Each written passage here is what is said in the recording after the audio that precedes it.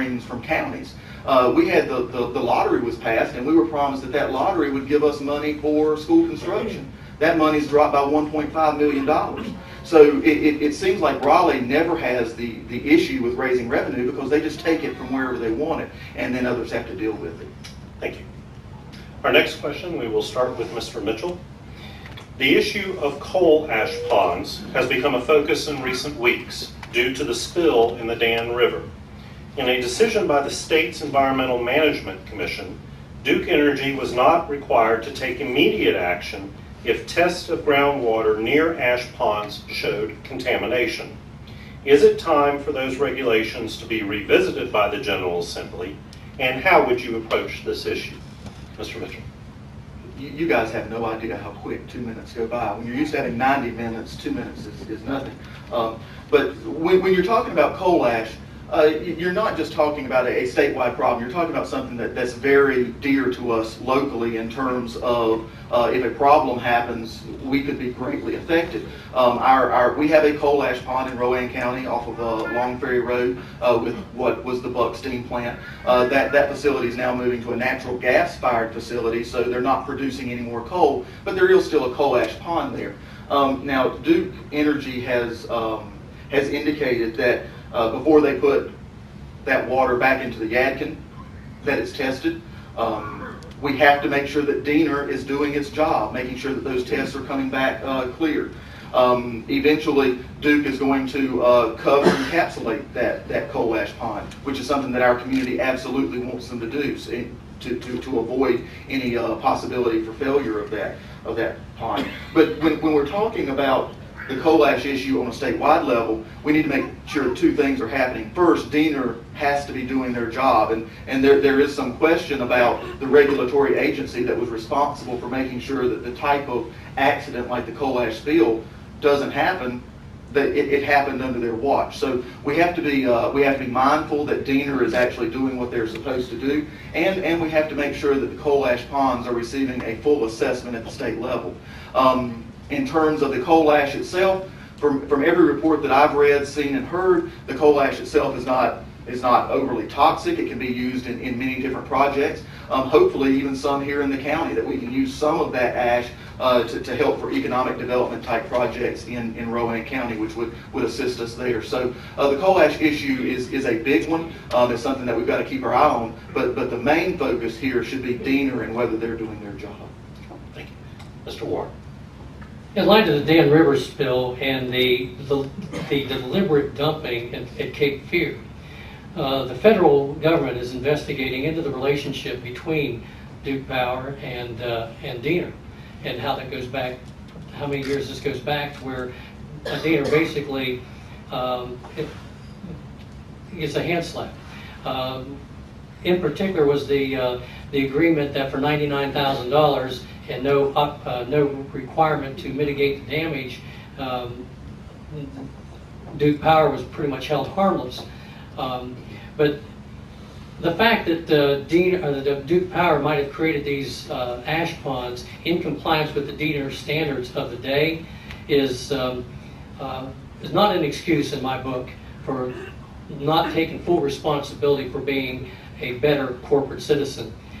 These ash ponds are basically carved out in the ground, and the ash is put in there. There's two types of ash. You have base ash and fly ash that go into this.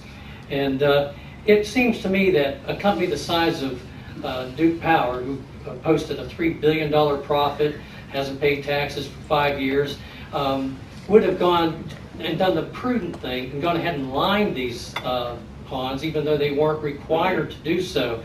It would have been what I would consider to be a good business practice, a good corporate citizen thing to do.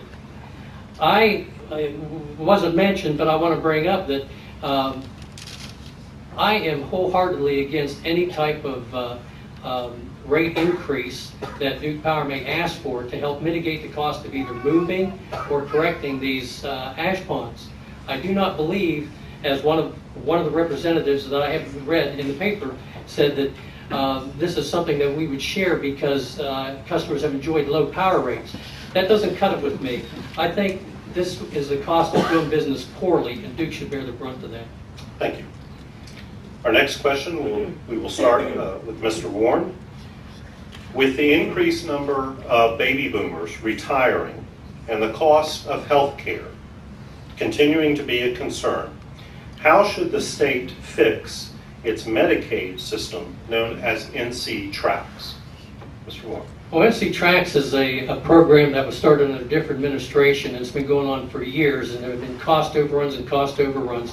Governor McCory made the decision that we would go live with that on July 1st, and I think that was a bad decision, not just in hindsight. I thought it was a bad decision at the time, because we knew then that only about 10% of the 77,000 some providers in North Carolina had actually gone through a training process to be prepared for this transition. And there's incompatibilities with different computer systems and just a plethora of problems that come out, as it will with any program, whether it's Affordable Care Act coming out on a nationwide basis or tracks coming out on a statewide basis. Things like this need to be phased in and brought in small segments so that you can work through these problems in a reasonable manner as they manifest themselves. But it is absolutely critical that the tracks program get rectified. I know they're working on it like 24/7, but it will eventually show us savings in that regard. But in the meantime, when it's rolled out, it really caused havoc for a lot of our providers who went weeks and then several months without getting reimbursement for their services. It's not just the tracks program though, but the whole Medicaid process, like I say, is under review and with DHHS, and I believe within the next year we will see that merged into some type of public-private partnership that will show more fluidity in its operation and more savings in the execution of the program. Mr. Mitchell. Have you ever tried to read your doctor bill? It's almost impossible to read it. They've got all these codes. They've got these phrases that you have no idea what they are. You went through the procedures. You went through the examination. You still have no idea what's on the bill whenever you get it. That's part of the issue with reforming Medicaid. And it goes along with what Governor McCory is proposing in terms of a managed care model. And that managed care model will at least attempt to share some of the potential cost benefits from savings from healthcare, as well as sharing some of the cost overruns of healthcare. So right now, whenever individuals get Medicaid services, the state is responsible for that complete bill. Last estimates, $300–400 million. That's $300–400 million in Medicaid services that went unbudgeted, and the state has to find that money somewhere. The state must, and should have for a long time, must find a way to begin to cap those cost overruns. You cannot continue to run a business, you cannot continue to run a government of any kind when you have $300–400 million cost overruns. And that's a small cost overrun compared to what they've been in the past. So what Raleigh needs to get a handle on is working with these providers, working through the managed care system to allow doctors to attempt to try some innovative things. Right now they're sort of locked into what the program requires them to do. If they put the wrong code in, they don't get paid. And that's just wrong. It's a horrible system. NC Tracks is a horrible piece of technology in terms of a program, and that's what our doctors are using to be reimbursed. They cannot be reimbursed. We can't be reimbursed at the county level through the health department. We need some motion on this, and we need it quickly. Thank you. Our next question, we will start with Mr. Mitchell. Since both school boards and county commissioners are publicly elected officials with some oversight over the educational system, will you support or oppose the proposed legislation aimed at limiting school districts' ability to pursue litigation against county commissioners? Mr. Mitchell. An issue I've been intimately involved with. When you look at the relationship between the county commission and the school system and the way the North Carolina Constitution sets it up, it is set up intentionally with conflict. There's no question about it. That's the way the Constitution has set it up. I don't think that's a good system. There are some reforms that we could look at that would eliminate the need for a school board to sue. I do not agree with taking away the right of a school board to sue a county commission for not getting enough money, unless it is accompanied by reform that makes that not necessary. And that's really what we need. When you look at the state constitution, the General Assembly is the organization, the body that's supposed to be responsible for funding the operations of the school. Yet in Rowan County, we commit over $33 million to the school system for their regular operations. That's something that the Constitution did not contemplate. Now the General Assembly, because counties are a subdivision of the state, have changed the rules such that now counties are expected to add to current expense. So my proposal would be, let's just come up with a formula.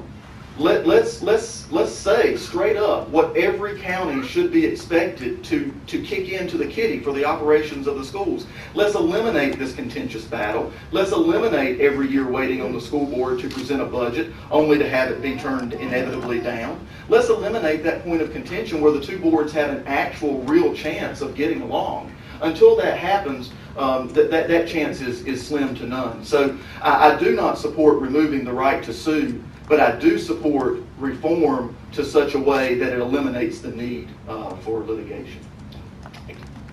Mr. Ward.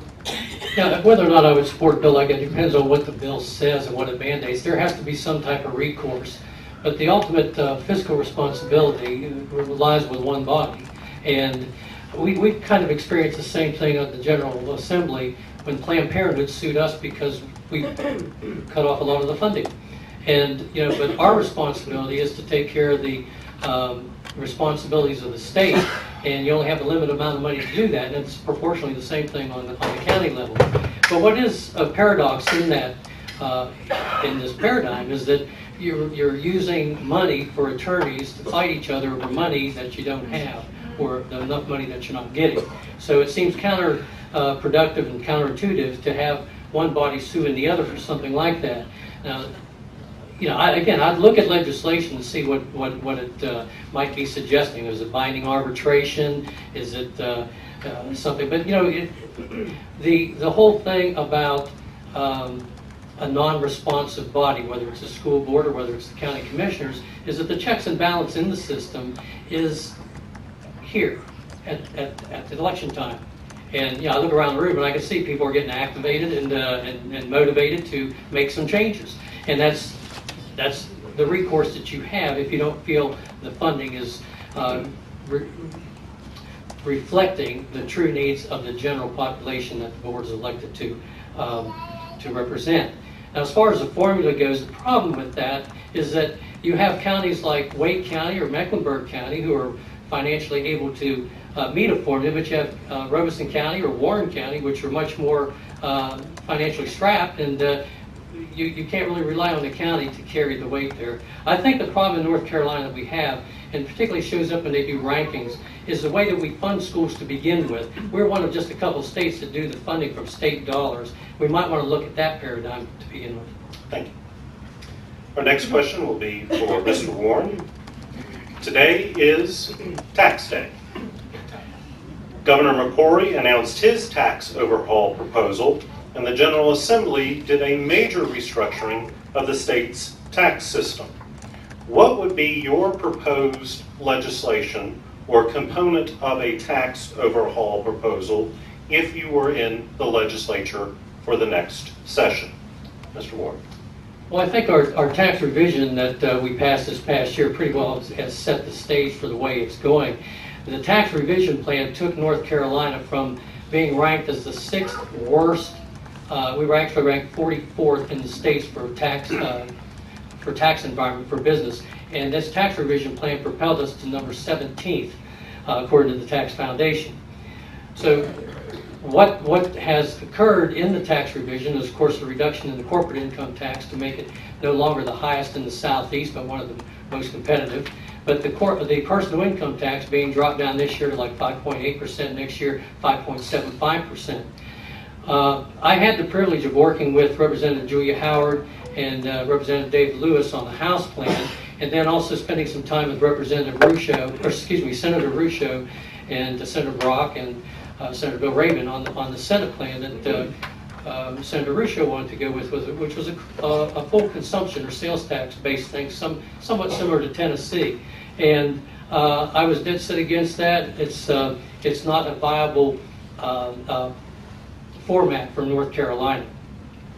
I think, though, that what we will see is a continuation in the next few years as the revenue stream from the tax revision fans out.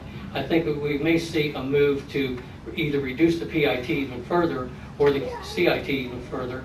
And